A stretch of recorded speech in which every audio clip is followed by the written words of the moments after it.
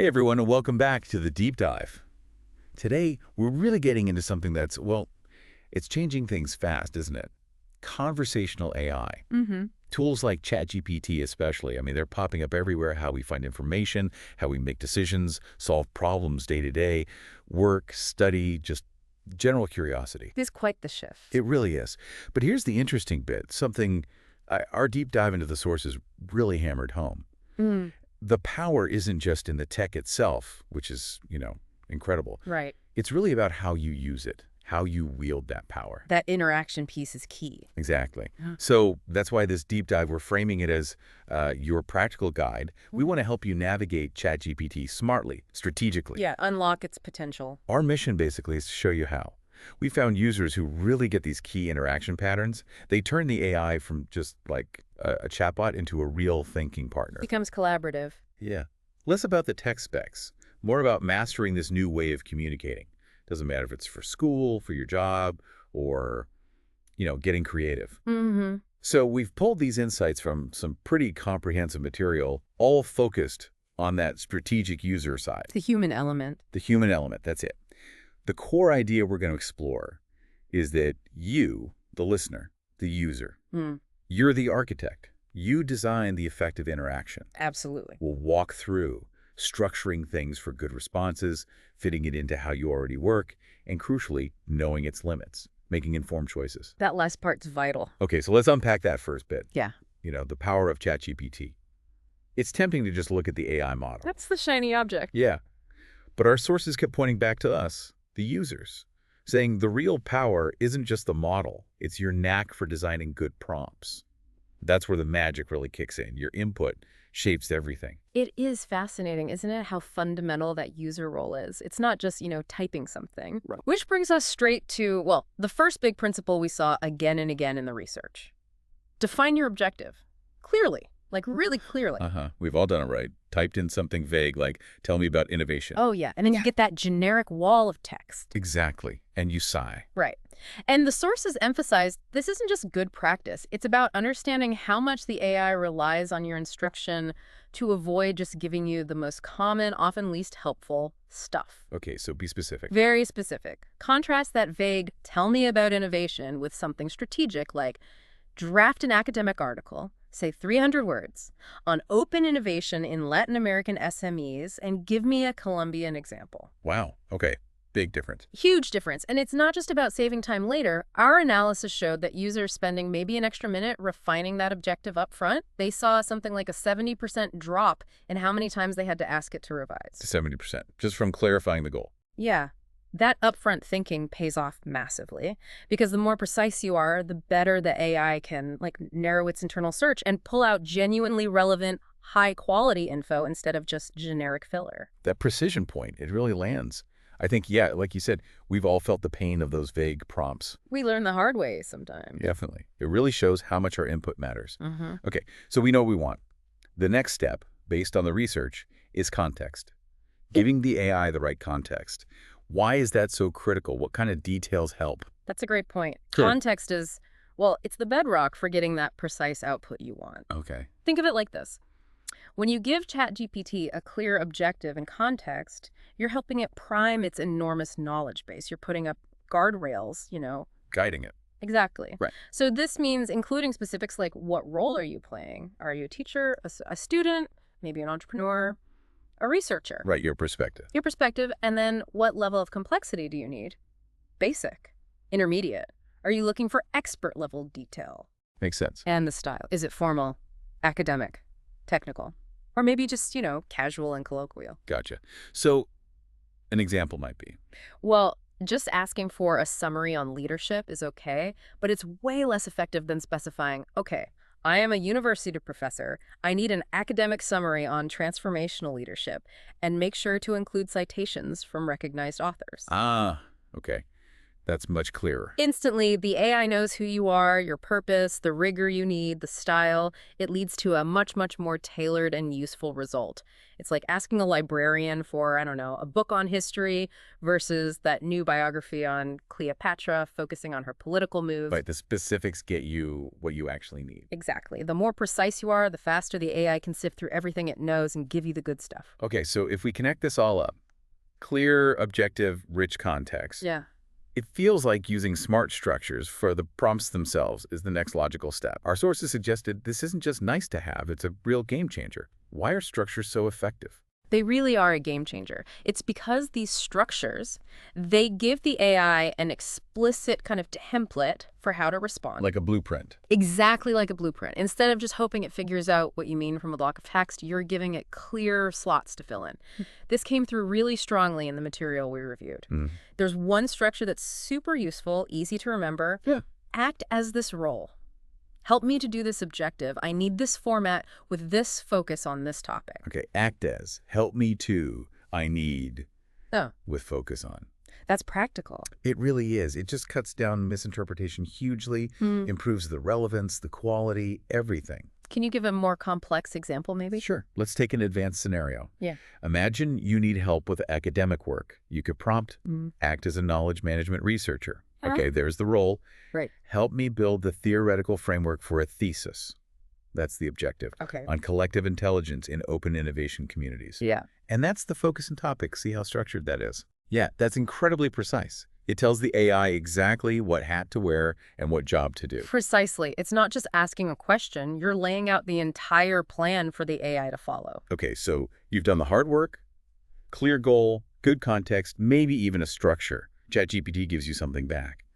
But, and this is a key insight from our deep dive, that first response, it's often just the start, isn't it? Oh, absolutely. Rarely the finished product. The really effective users, the ones getting the most out of it, they see it as the beginning of a dialogue. Which brings us to iteration, refining the results. What does that look like? Yeah, iteration is, well, it's fundamental to using it intelligently. Think of it as a back and forth, a conversation where you're steering the AI towards exactly what you need. So you talk back to it. You talk back, you can ask for tweaks, like, okay, make that more formal, or could you summarize that more clearly? Yeah. Or maybe you need specifics, include examples from the Colombian context, like in our earlier example, or add academic citations here, or even change the whole layout. Restructure this into a list format. Right. You're guiding it. You're guiding it. That ability to refine, to push and pull through follow-up prompts, that's where you really harness its power and mold the output until it's perfect for your needs. That makes so much sense. That iterative loop, that refinement. That's where the real co-creation happens. Exactly. It makes me think, though, if we're getting this good at guiding it, what are some of the really advanced ways people are using this? Maybe things beyond just, writing emails or summaries, and how does it fit into the tools we already use? Yeah, and that's where it gets really exciting, because ChatGPT isn't just this isolated chat window, it's this powerful engine you can plug into your existing workflows. Okay, like how? Well, the sources showed tons of examples. Think about using it right inside Google Docs or Word, not just for spell check, but for drafting, correcting, even rephrasing whole paragraphs to hit a certain tone. Ah, interesting, like an advanced editor. A very advanced editor. Or connect it with tools like Notion or Obsidian for knowledge management, taking all your scattered notes and getting help systematizing them, finding connections, building insights. Okay, that's cool. What about more technical stuff? Yeah, Google Colab or even Excel for data analysis help, maybe running simulations. And for content creators, integrating with Blogger or Medium to help draft and publish posts. Wow. Okay, let's dig into one of those complex examples. You mentioned designing instruments earlier, like, say, a survey. That sounds complicated. It can be. But imagine you're a researcher. Instead of spending hours just brainstorming questions. Which takes forever. Right. You could prompt something like, okay, act as a seasoned survey designer specializing in university research. Role defined. Got it. I need to create a survey to gauge student perceptions of hybrid learning effectiveness. Objective clear. Draft 15 questions, mix Likert scale, multiple choice, maybe 3 open-ended. Make sure they cover tech use, engagement, and learning outcomes. And give me a short rationale for why you chose each question type. Whoa. Okay, that's not just asking for questions. That's asking for a structured instrument with justification. Exactly. It's using the AI's breadth of knowledge, guided by your specific need, to construct something complex with, like, built-in expert advice. That's pretty powerful. Yeah. And you could apply that elsewhere. Absolutely. Designing instructional plans, outlining whole classes, getting help structuring modules, learning objectives, writing academic reports. It can give you a solid first draft, suggest sections. Preparing speeches, Yep. presentations. Yep. Structuring arguments, refining how you phrase things, even things like automating certain kinds of email responses or simulating job interviews for practice. The possibilities really open up once you grasp how to prompt it precisely for these bigger tasks. Okay, this is all incredibly powerful, almost transformative. Yeah. But it leads directly to what you flagged earlier. This raises an important question, doesn't it? It does. And it brings us to our final and maybe the most crucial principle, understanding the limitations. Using it with critical judgment. Right. Feels important to stress this. It's absolutely vital. We have to be crystal clear.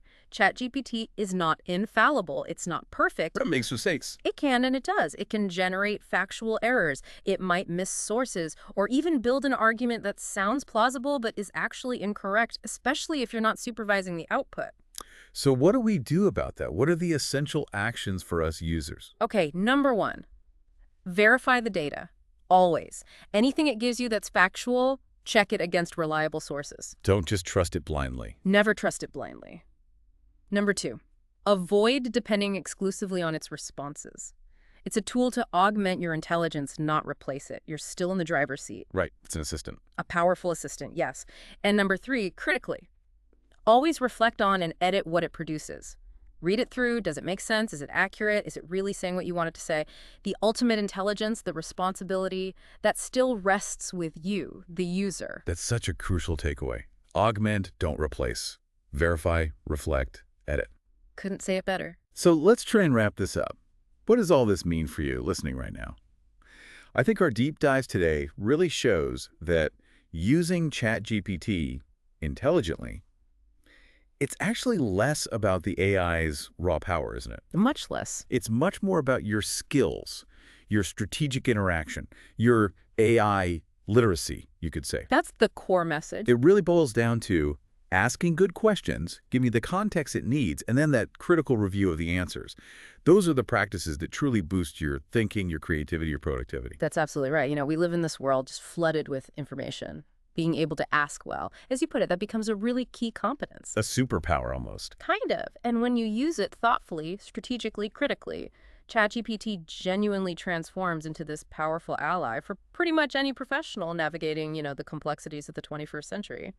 So thinking ahead, maybe some final thoughts or challenges for our listeners. How can they put this into practice? Okay, yeah. Let's leave everyone with a few things to try. First, challenge yourself. Design a personalized prompt for a real need you actually have. Use these principles. Then, really critically look at the response quality. Did it work? Why or why not? Okay, practical experiment. I liked it. Second, maybe commit to exploring one new, more advanced use case each week. Try it for teaching prep, or writing assistance, or coding help, or even analyzing some data. Just stretch how you use it. Push the boundaries a bit. Exactly.